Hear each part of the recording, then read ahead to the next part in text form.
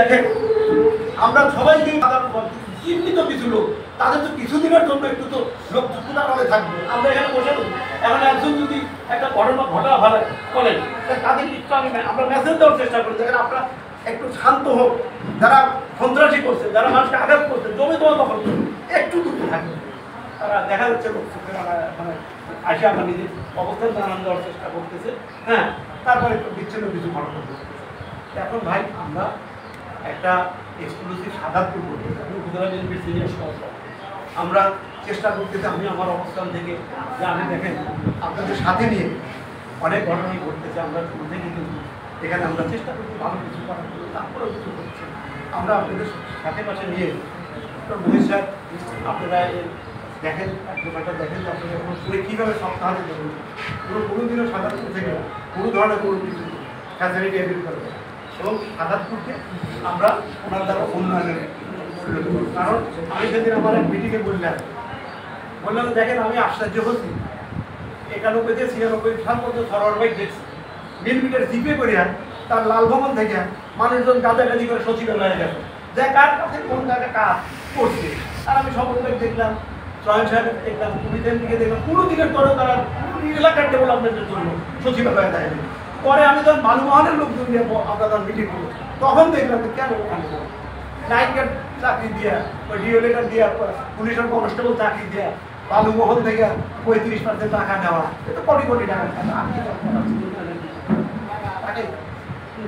আমরা এই ট্র্যাডিশন থেকে সাদাতপুরকে দূরে নিয়ে সারা বাংলাদেশের 300 আসনে কী হলো এবং এই কাজ করতে গেলে আপনাদের স্বতঃস্ফূর্ত সহযোগিতা আমাদের দরকার।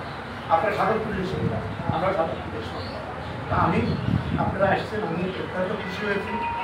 আপনাদেরকে আমি অত্যন্ত ধন্যবাদ জানাচ্ছি এবং আমি ব্যক্তিগতভাবে চাপব যে আপনারা আমার সাথে যোগাযোগ রাখবেন। আমি যেভাবেই আমি মাঝে মাঝে ঢাকা যাচ্ছি, আমার দেখেন আমি কিছু উপর মেহারা কিছু মানুষ তাদেরকে বিপদমুক্ত করে কিছু পোস্টিংয়ের ব্যবস্থা, কিছু পদায়নের ব্যবস্থা, এটা সচিবালয় এই কাজগুলো আমি অবিরাম করে যাচ্ছি। এখান থেকে আমরা ব্যবসা করবো, কোনো চাঁদাবাজি পাবো না। এইটা আমি বলতে পারি আমার সাংবাদিক ভাইয়েরা আপনারা কিন্তু আমার সাথে কিন্তু থাকবেন। আপনি ভালো থাকলে আমি তাদের চাপটা থাকবেন। একটা ঘটনা শুধু আমি বলতে পারি আমাকে নিয়ে কি ষড়যন্ত্র চলছে। আর 6-7 দিন আগে প্রায় 12:30টার সময় আমার কাছে ইন্ডিয়া ফোন দিল, এনটিভি রিপোর্ট। আমি নানা প্রতিকূলতা ওভারকাম করে ইন্ডিয়াকে ভাই আপনি কোথায়? আমি তো আমার বাড়িতে। বাড়িতে না ঢাকার বাসায়? না বাড়িতে। কী হয়েছে? আমার কাছে একটা ফোন আসে, বললো যে এই জব্বার চেয়ারম্যান তরুণ সাহেবকে নিয়ে মহিষ সাহেবের পাশে আমার মিটিং করতে, মহিষ সাহেবকে একটা তরুণ সাহেবকে বানানো চেয়ারম্যান বানানো এই মিটিং করতেছে। আপনি একটু নিউজ করছেন, দেখেন যে আওয়ামী লীগ করছে, এটা দলের সাথে গাদ্দারি করতেছে। আপনি নিউজ করুন না, জব্বার ভাই যেটা করতে পারেন আপনাদের নিউজ করবেন বা আমি ফোন রেখে আমি ফোন দিলাম। তখন আমার নাম্বারটা দেয়, নাম্বারটা আমাকে যখন দিল তখন আমি ট্র্যাকিং করে দেখি কি রফিকুল হায়দার পিটার